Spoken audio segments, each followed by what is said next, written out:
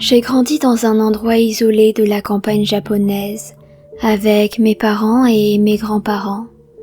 Quand j'étais petit, il n'y avait pas d'autres enfants près de chez moi, et je jouais souvent seule. J'avais un petit frère, mais celui-ci était encore trop jeune pour jouer avec moi. Je vivais dans une grande maison de campagne, avec de nombreuses pièces.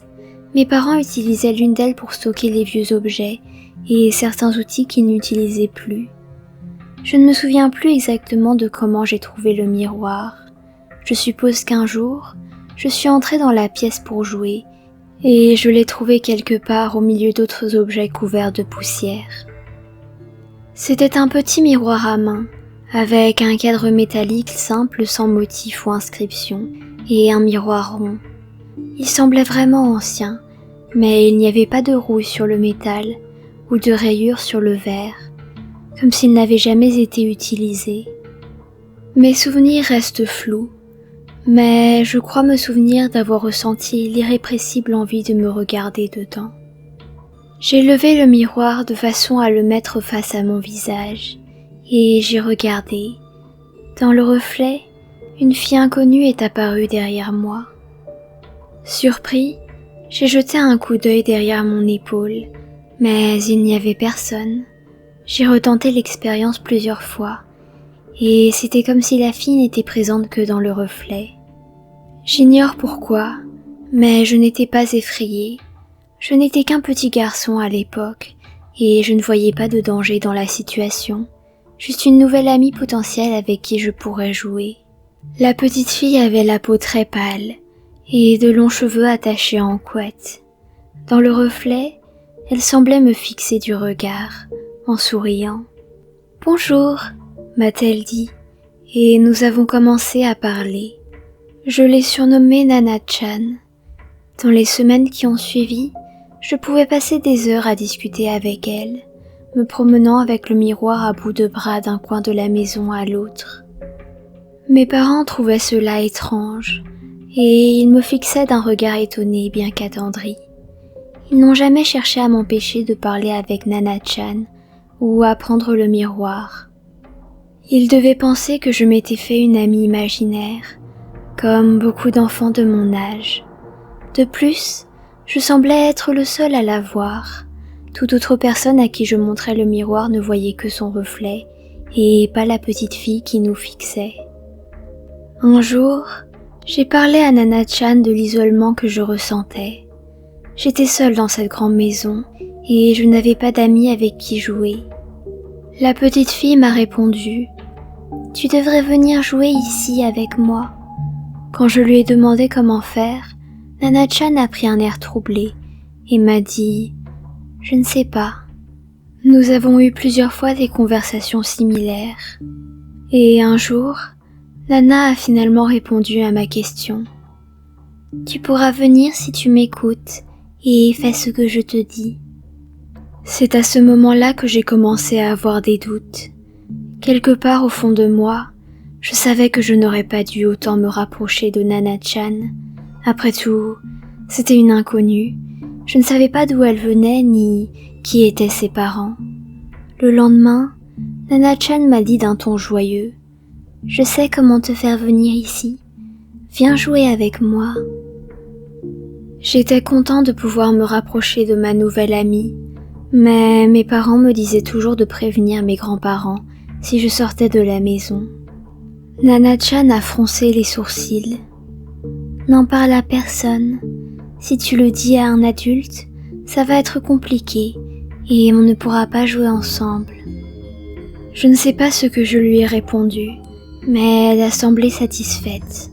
Je me souviens avoir pensé que tout cela était une très mauvaise idée et que je devais me méfier. La petite fille m'a alors demandé « Tu viendrais jouer avec moi demain ?» J'ai répondu oui. Elle s'est exclamée « Promets-le-moi » en touchant le miroir avec son petit doigt. J'ai alors avancé ma main et touché la surface du miroir avec le mien. Au lieu de la surface froide et lisse, il m'a semblé sentir la peau d'une personne, comme si nos doigts se touchaient. Je n'ai pas bien dormi ce soir-là, me retournant encore et encore dans mon lit et repensant à ce qu'il s'était passé. Mais je n'ai pas parlé de Nana-chan à mes parents. Enroulée dans mes couvertures, je me suis posé de nombreuses questions. Comment entrer dans le miroir? Quel est donc cet endroit où vit Nana? En parlant d'elle, pourquoi ne vient-elle pas ici? Et si je la rejoins, comment faire pour rentrer chez moi? En pensant à tout cela, j'ai senti l'angoisse me gagner et mon inquiétude n'a fait que croître. Nana-chan m'effrayait. Le lendemain, je ne suis pas allée la voir, ni le jour d'après, et aucun des jours qui ont suivi. À vrai dire, je n'osais même plus m'approcher de la salle de stockage. Quelques années plus tard, j'ai quitté notre maison de campagne et je suis partie vivre chez une tante pour aller au lycée de la grande ville la plus proche. J'y ai aussi fait mes études universitaires et une fois celles-ci terminées, je ne suis pas retournée chez mes parents. J'ai commencé à travailler dans une ville voisine et j'y ai rencontré ma femme. Nous nous sommes mariés et nous avons acheté un appartement là-bas. Au bout de toutes ces années, j'avais complètement oublié Nana-chan. Peu de temps après notre mariage, ma femme est tombée enceinte et elle a décidé de retourner chez ses parents pendant les premiers mois de la grossesse. Au bout de quelques jours, je me suis sentie vraiment seule. J'avais pris l'habitude de vivre avec quelqu'un et ma famille me manquait. Je me suis donc décidée à rendre visite à mes parents. J'avais prévu de ne rester que quelques heures, mais ils se sont montrés si chaleureux et si accueillants que j'ai décidé de prolonger mon séjour. Mais ce soir-là, j'ai très mal dormi. Je me suis sentie tendue, angoissée, et j'avais la gorge sèche.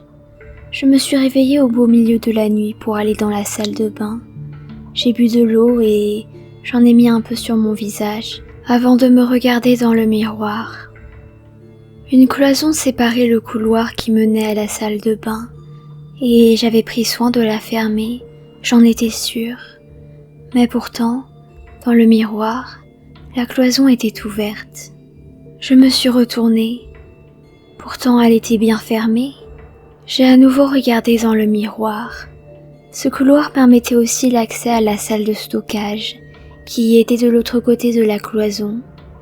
Cette salle était fermée par une porte blanche. Dans le reflet, j'ai pu voir cette porte s'entr'ouvrir, et l'obscurité de la salle déborder dans le couloir. À ce moment-là, je me suis souvenue de Nana-chan. Je n'arrivais pas à détacher mes yeux du miroir, et je pouvais sentir mon corps se figer. La porte de la salle de stockage continuait de s'ouvrir tout doucement. J'ai réussi à m'arracher à l'emprise du miroir pour me retourner. La cloison était bien fermée. Impossible de voir l'autre côté du couloir où se trouvait la salle de stockage. Dans le miroir, la porte était déjà à moitié ouverte et quelque chose de blanchâtre semblait s'extirper de l'obscurité de la salle. J'ai fixé cette entité, incapable de détourner le regard, malgré la peur qui me retournait l'estomac. Au bout de quelques secondes, j'ai pu discerner son visage. C'était Nana-chan. Je me suis réveillée brusquement. J'étais dans mon futon. J'ai regardé autour de moi, c'était le matin, et le soleil venait de se lever. Tout cela n'était qu'un cauchemar. Pourtant, je sentais que quelque chose n'allait pas. Bien que je déteste la solitude, je me suis décidée à partir immédiatement, sans même prévenir mes parents. L'immeuble dans lequel ma femme et moi vivons dispose d'un parking souterrain pour les résidents. Après avoir conduit toute la matinée, je me suis garée sur ma place et j'ai jeté un coup d'œil au rétroviseur intérieur. J'y ai vu Nana-chan, assise sur l'un des sièges arrière. Je me suis retournée. Comme d'habitude, il n'y avait personne. Pourtant, dans le rétroviseur, elle était bien là, me fixant et souriant. Nana-chan, ses longs cheveux attachés en deux couettes, semblait inchangée. C'était toujours la même enfant espiègle que j'avais connue chez mes parents. J'étais terrifiée. J'avais si peur que je n'arrivais plus à me retourner et je pouvais sentir tout mon corps trembler comme une feuille. « Pourquoi n'es-tu pas venu me voir hier soir ? Je t'ai attendu pendant des années, tu sais, » me dit-elle en souriant. Elle répéta plusieurs fois la même chose, mais je restais murée dans mon silence. « Viens jouer avec moi maintenant. » Elle posa la main sur mon épaule et je sentis ses doigts s'y enfoncer. Je criai « Non !»« Je suis désolée, Nana-chan, je ne veux plus jouer avec toi. Je ne veux pas te voir. » Nana me serra l'épaule à m'en faire mal et j'agrippais le volant comme si ma vie en dépendait. « J'ai une femme et un enfant qui va bientôt naître. S'il te plaît, laisse-moi tranquille. » Nana souriait toujours. « Oui, je vois. Tu as grandi et tu ne veux plus jouer avec moi, » dit-elle. Elle ajouta « Il n'y a rien à faire. » Puis elle se mit à rire. C'était un rire innocent et l'espace d'un instant, j'ai cru qu'elle m'avait pardonné. « Nana-chan, je suis désolée. » Elle me coupa. « Puisque tu ne veux plus, je vais trouver un autre enfant avec qui jouer. » Et elle disparut avant que je ne puisse lui répondre. Je ne l'ai plus jamais revue. Le lendemain, ma femme a fait une fausse couche et depuis, nous n'avons pas réussi à avoir d'enfant.